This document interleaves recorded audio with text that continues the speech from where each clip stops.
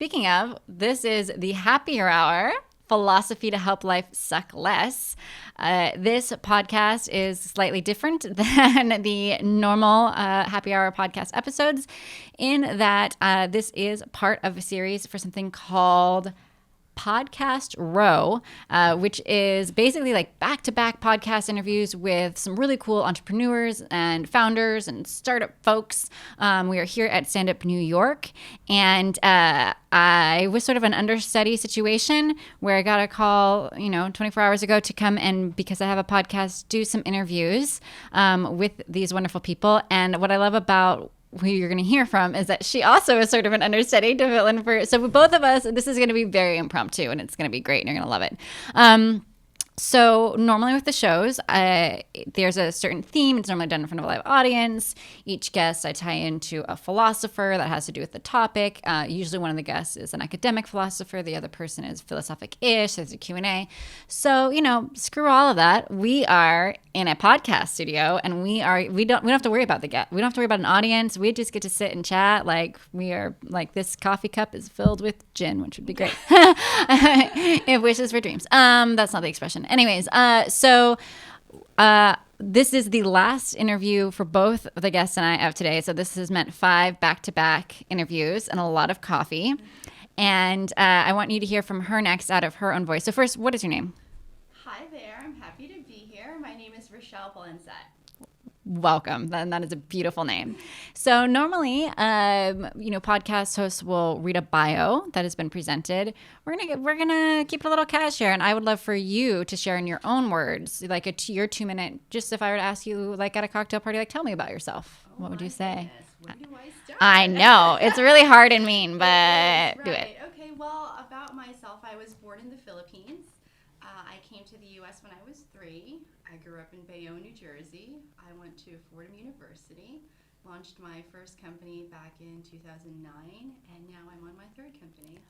Wow. And you did that so well and succinctly. You win the prize of the day.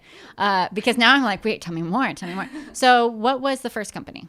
My first company was called Johnny Social, after Johnny Depp.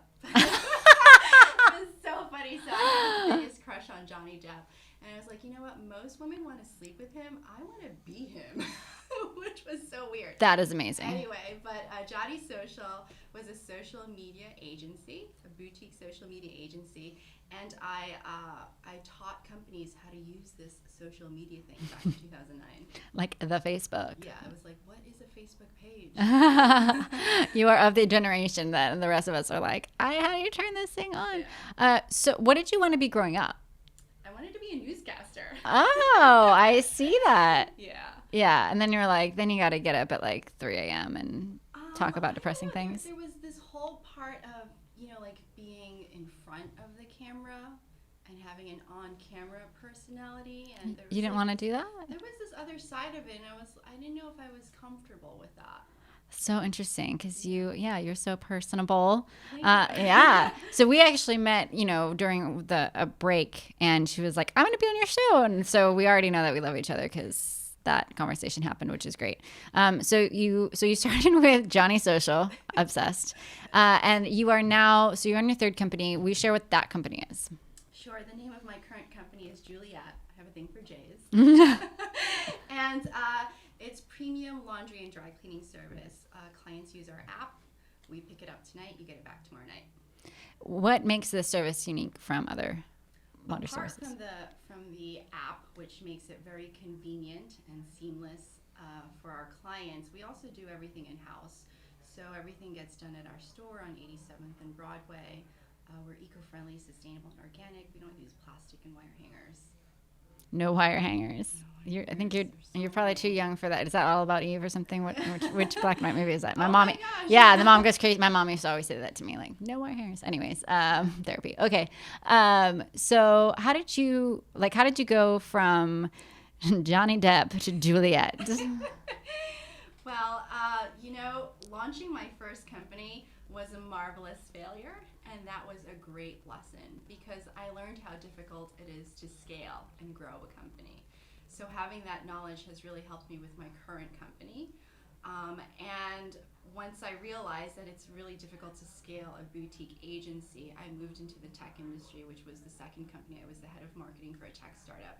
And I was involved with this tech community. I was like, wait, you can be a tech company and not know how to code? Because there are engineers in other parts of the world that will do this for you at an affordable rate. What? You know? So then that really started sending the light bulbs on in my mind. And back in 2012, 2013, I was doing laundry and dry cleaning.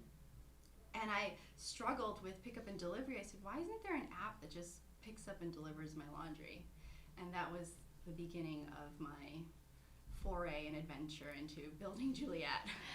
That makes so much sense now that I know that you have a background in basically social media and marketing, because right before you walked in, I looked up the website and I went to the Instagram page, which like I just love that like a laundry service has like an Instagram page, and it's maybe my favorite Instagram page I've ever seen. I love it. Like I'm gonna follow it, and I don't even like live near it, to go. So that to me speaks volumes, and it's just so much about the times that we live in. But it's also really cool to see, being able to use, like, I don't know if it's you curating or someone else, but it feels creative. It feels like it's so clear. You look at it and you're like, oh yeah, this is who this is for. At the end of the day, we clean clothes, but you are what you wear and you wear what you are. Right, so. Wait, which reminds me, you need to share. Right before I closed out of the Instagram, I was like, oh, that's so good. I saw the tagline. Dare to be dirty. Dare to be dirty. The dirtier, the better. Give it to me dirty. Yeah, I can go on and on. I mean, I love it. We should do like a combined like event where it's like all dirty martinis, like at the happy hour. I know, it's really fun, right? So it's a dirty business, but at the end of the day, it's clothes.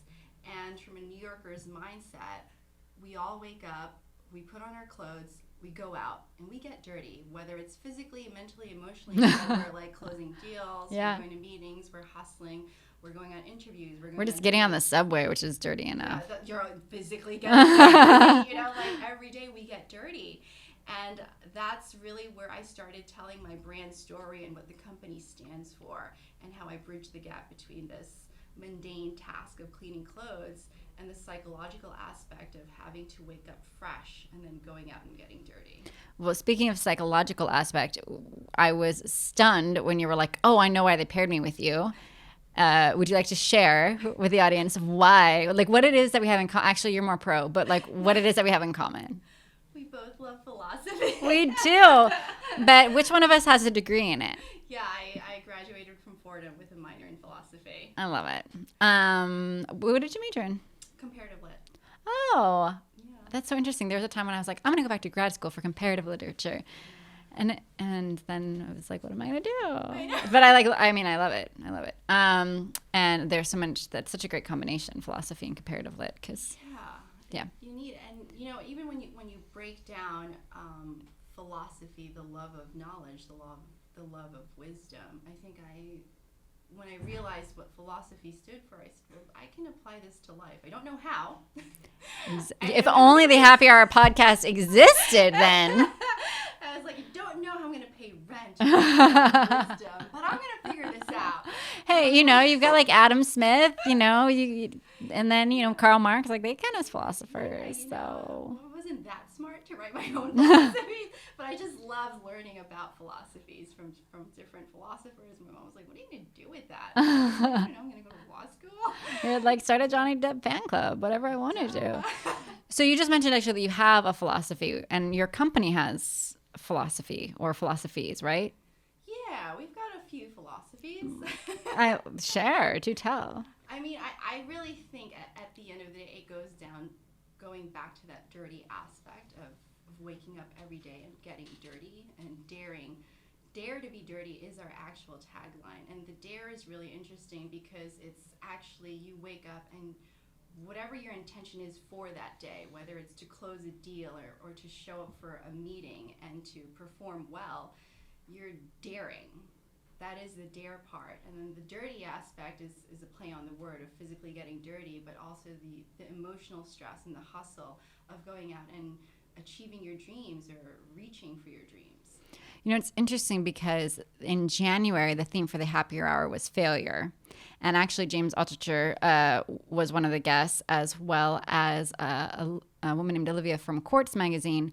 And ironically, the hard drive crashed apparently when they recorded the audio professionally, and so it was all lost, which is just, hilarious, but not. And I haven't even actually seen James since then, I don't think. So we didn't get to re-record our interview, but Olivia graciously offered to re-record hers, and I went to the Quartz office to do it, and it actually crashed 3 more times. I'm not even kidding. Like other technical issues, but we were like, this is just so on point for failure. Okay. But it just reminded me of what we're talking about here, and the idea of what you're talking about being this willingness to get up, roll up your sleeves, keep trying. You've gone through different, 3 different now businesses, or you're on your 3rd. And when we were talking before this, you were talking about I just feel like being willing to fail is such an important part of entrepreneurship.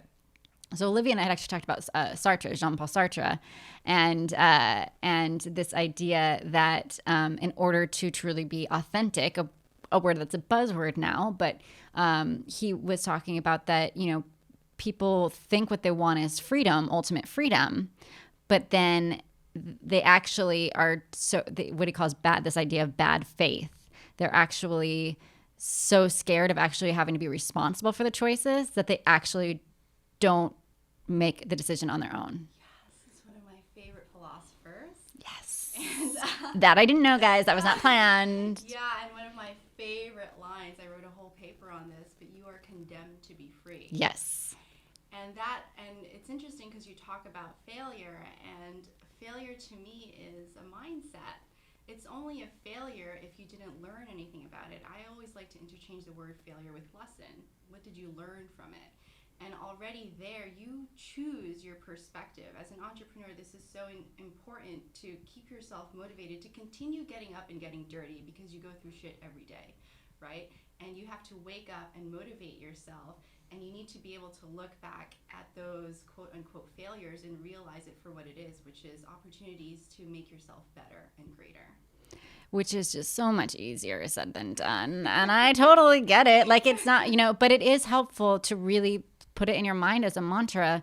And this is why one of the reasons why I'm just I so love tying in philosophy with self-help, or trying to bridge the gap between the two. And really, so then we're talking about psychology as well, of course, because there is so much advice, or idioms out there about fail fast, fail hard, or leap and the net will appear. And it's not that simple. That's what I love about what Sartre contributed to it. It's saying actually you have total freedom to pursue what you want to pursue.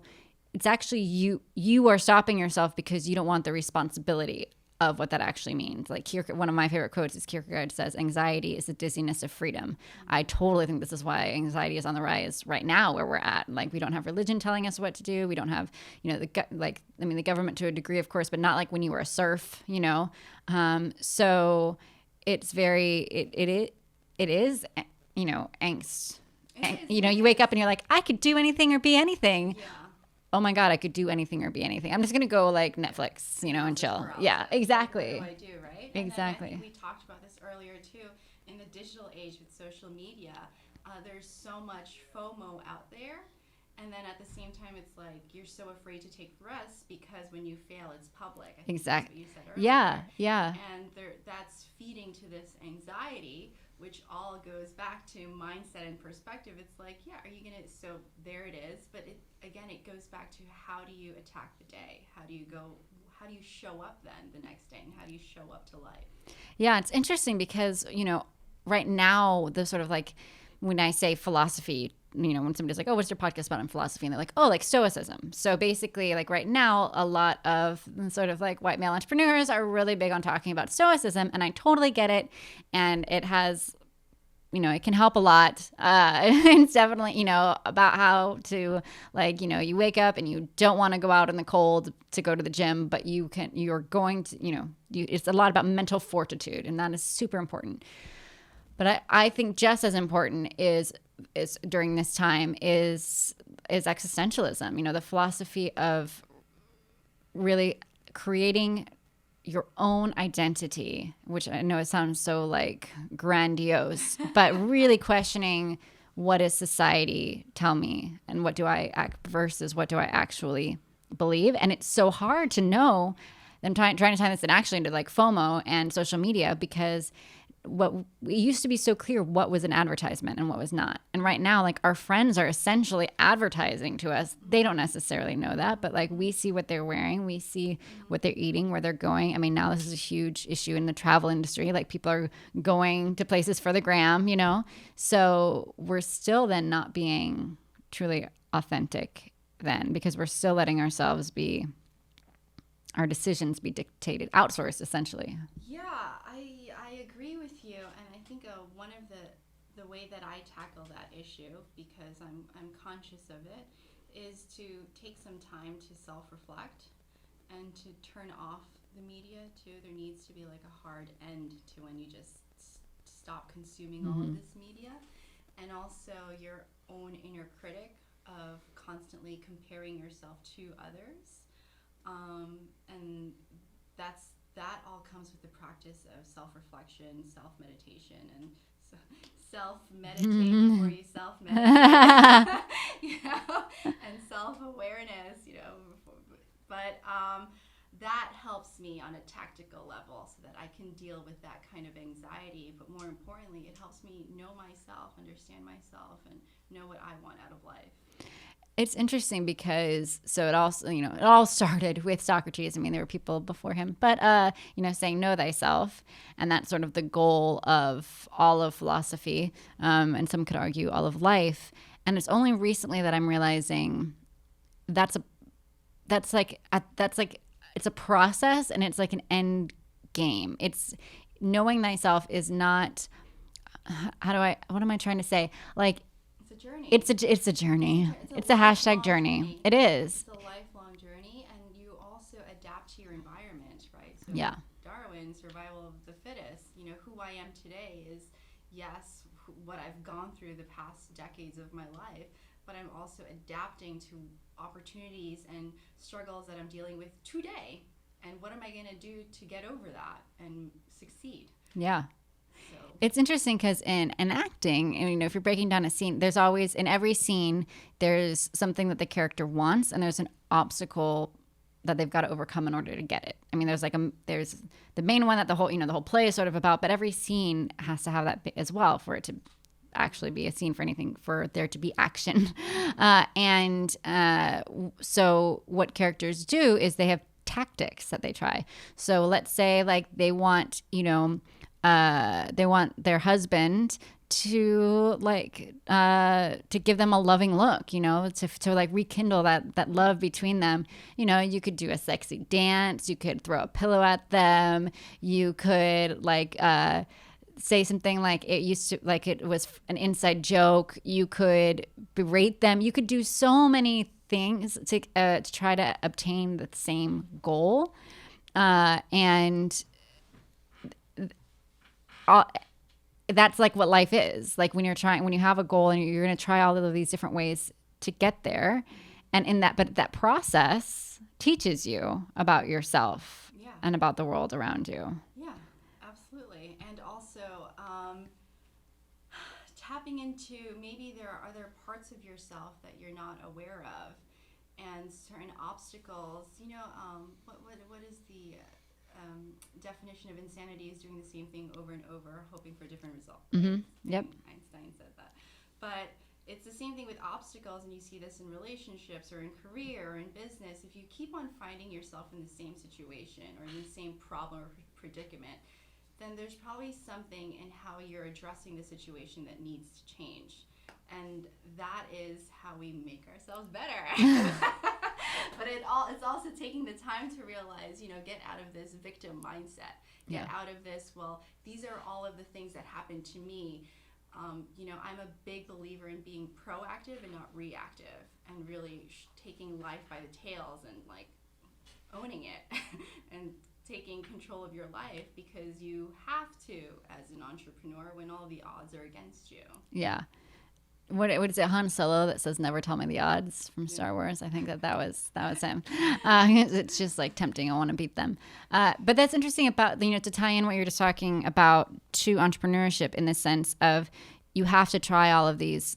You have to try different things because and treat it more like an experiment, which is just really scary for people, right? So I like with your current company with Juliet, I love it. What are some things that you tried that didn't work? Do you mind sharing? Ooh, Instagram. Oh, but I love your Instagram. I have an amazing team now, but it takes time. One of the biggest struggles with Juliet is conveying our brand story. It's all well and cute to dare to be dirty and have these playful jokes on the side, but at the end of the day, what is the value prop? How do we actually make your life better? Not only that, how do I get you to pay for this service? Not only that, how do I get you to invest in this company? Like it just keeps on, the ante just keeps on getting bigger, and it's a struggle. I can know myself very well. I can know my company very well, but then taking it in a way that's succinct, clear, and effective. So now everyone wants to come and join. That's where I struggle.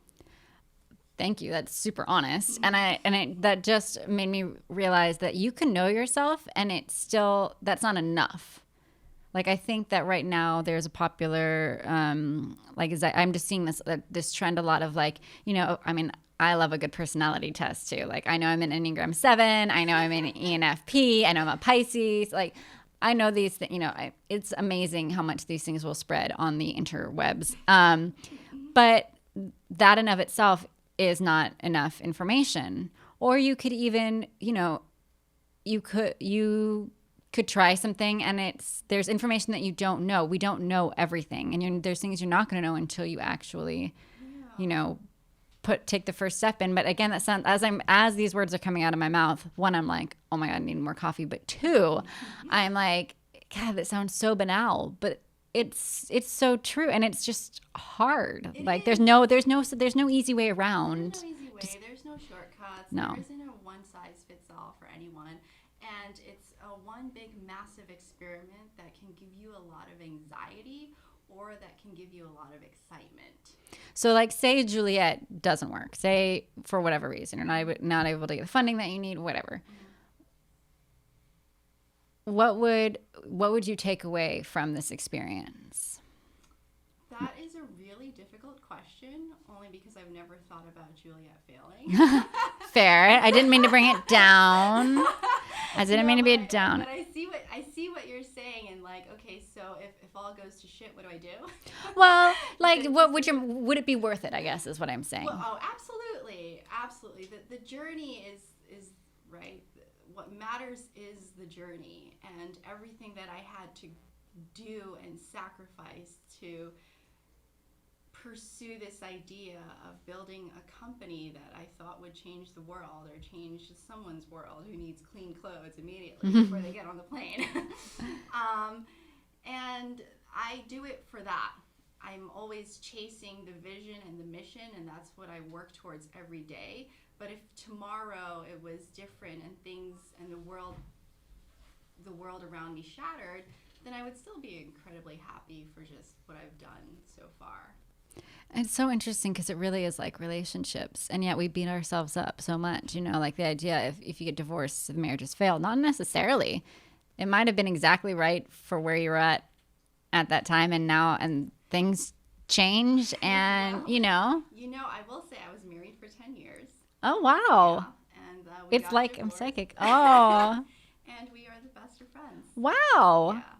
Really good friends. I just had dinner with him last night. No way. See, that makes me so happy. Yeah, it is all about mindset and perspective. So I had a choice, right? So after going through divorce, which broke my heart and shattered my reality and really shattered everything I believed about life, love, and relationships, I had to rebuild myself, and I had a choice.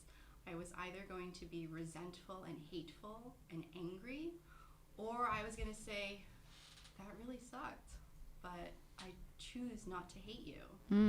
I choose to not be resentful. I choose to focus on the good, and even though we're no longer husband and wife, we can still be really good friends because at one point I told everyone that I was going to stick by your side till death do us part, and I told everyone that I was going to love you forever, and I can't suddenly deny that I felt true in that I felt the truth of that moment. Yeah. And that to me felt like a big cop-out if for the rest of my life I was just going to hate him.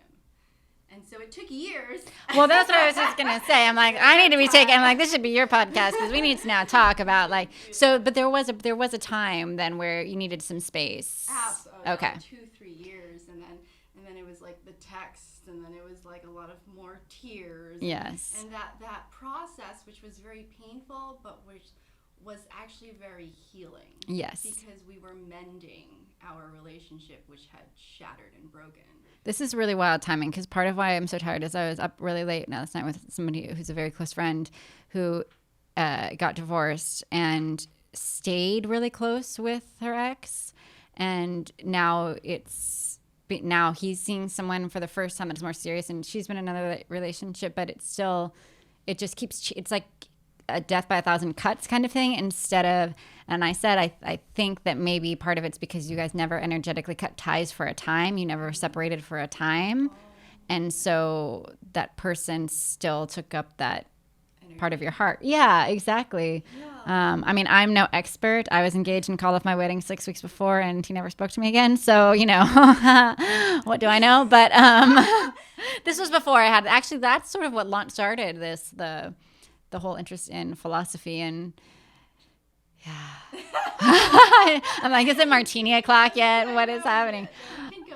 Oh, yeah. No, that's so that's so interesting. But it also just goes to show like your positivity and the mindset that you have about your business it's the same mindset and positivity that you had about your relationship. I think that's so and we might have even talked about this right before. I can't remember about how it's all connected. You are the company you keep, and meaning that actually as your company, not just like the physical people around you.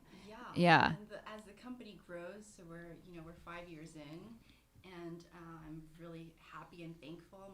My team is growing as well, and it's forcing me to grow up as a leader and as an effective boss. And not just a boss that meets ROI and the quarterly returns and sales, but as a leader that actually inspires my team, which calls on a different skill set. I've never managed like a big team. I've never inspired someone. And again, that goes back to philosophy. So then how do I get someone excited to do laundry? How do you get someone? I'm sure like wives are wondering that everywhere. How do I get someone excited? Pay them a lot of money. No, but actually, and husbands too, I'm sure. Actually, you know what? Interestingly enough, it's like cash is really important, but I think in inspiring my team, it's showing up and being there for them and letting them know that I truly appreciate everything that they do every day, and that I'm so focused on building the company, and I want the company and them to grow simultaneously. And when I position it that way and I tell them, look, this is not the end goal for you, we're going to do this together, they get excited and inspired, and that's how I get them to jump on the vision boat and turn it into reality. Because you're seeing them as more than mere cogs in the machine. They're my co-pilot. Yeah. Oh, cool. You're no Adam Smith being, who is like, if we all just did the exact same task every second of the day, we'd all be much more efficient. That didn't work out. And I'd be curious to know, how do you, because we were talking about failure before and being willing to take that on yourself, do you encourage your employees to be willing to fail? Like I feel like that's where I feel like it's got to be even harder. It's one thing to like let yourself do it and learn from it. But I have a lot of friends who are like in the hiring process, and they're like, it's just so hard to let somebody do it, to let something go wrong and not like freak out, and to try to treat it like a learning experience for everyone. And so I'll say it's kind of sneaky as a boss, but I'll know a situation and I will watch my team go through it, knowing that it could go either way. Oh. And I'm like, well, should I tell them? Should I babysit them? Should I coach them? And I kind of let them go through the failures, because at the end I can say, what did you learn from that? And this is the processes we're now going to put in place so that it doesn't happen again. And as a leader, you really have to understand that at the end, for me personally, at the end of the day, it's laundry. I'm not managing $1 billion asset fund where there's real dollars that I'm losing. It's a bag of clothes, or it's a late delivery, or it's like a misplaced garment.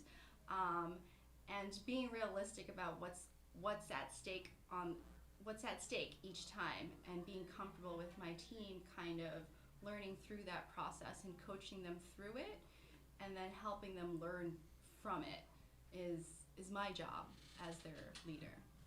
Beautifully said. I think you are a leader. You're welcome. No problem. And most important question, like, what's your favorite Johnny Depp movie? Oh my goodness, Benny and June. Do you know it? Oh yes, I didn't know anybody watched that anymore. Benny and June. He's doing all his skits with the bread, and yeah, I love it so much. They don't make movies like that anymore. They don't. My first real date, I remember, was to see a movie called Bed of Roses that nobody knows. And now I can't remember even who was in it, but it's very Benny and June-ish. And I remember that I bought the cassette tape, and there's a song. I'm gonna. I don't remember how it goes. Yeah, it was very repetitive. I'm gonna find it and link to it for the show notes because it's really important. And can we just send this podcast to Johnny Depp too? Oh my. Can we turn this into a reality? Can someone please send this out to Johnny Depp and tell him that I want to be him? Yes, obviously. I should just have him on the show, because I'm sure I'll just call him up and he'll be like, "Duh, philosophy." Why not? I'm there. Can I dress up like a pirate? Yeah. And I'll show up, and I will do the dry cleaning for the day, and I will Instagram it to make sure that I bet he has some dirty laundry.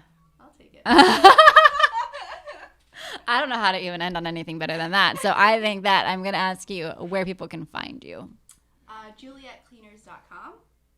They can download the app on the App Store, juliet.la, and follow me on Instagram, Rechelle. Are you Irish? No. But yeah, it's my name, Rechelle. Oh, Irish. I put an I in front of it as an homage to Steve Jobs and the iPad and iPhone and iMovie. Yeah, so Rechelle. And I love that I'm like, oh my God, we're both Irish. Yes, I am. Yes, done. Awesome. Is there anything else? One last thing you wish people knew? Thank you for having me here. My pleasure. Thank you for being here. Thank you. Okay. Bye. Bye.